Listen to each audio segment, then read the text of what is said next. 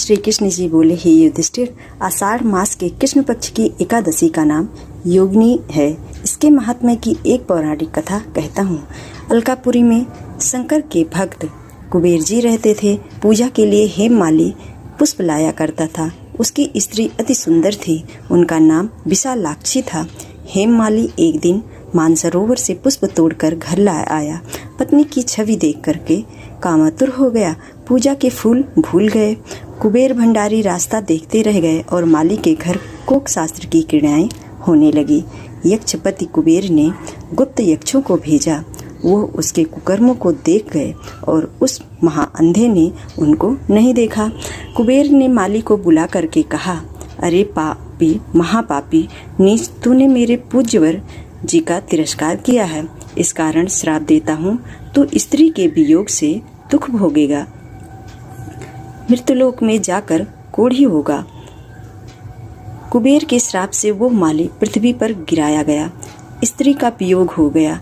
कोढ़ी बन करके कष्ट पाने लगा। शरीर से तो दुर्गंध आती थी, परंतु अंतःकरण उसका दर्पण के समान शुद्ध था।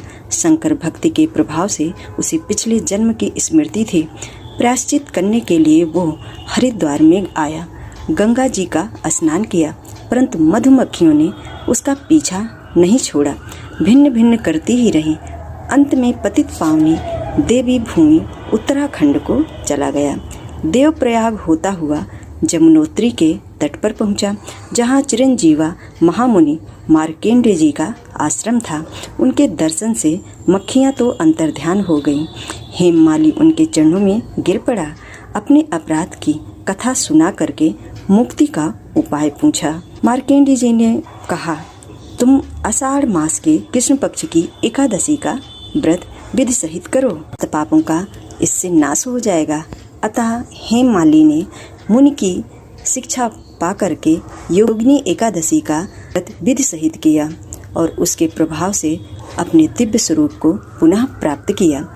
जो फल मनुष्यों को 88,000 ऋषियों को भोजन खिलाने से प्राप्त होता है, वो फल इस महात्म्य को पढ़ने, सुनने और एकादशी के व्रत करने मात्र से ही मनुष्य को प्राप्त हो जाता है।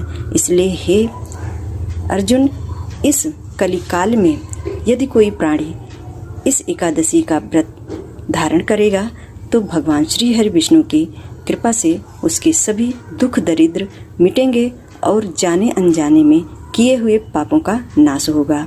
साथ ही घोर से घोर बड़े श्राप से भी उसे मुक्ति मिलेगी। इस तरह से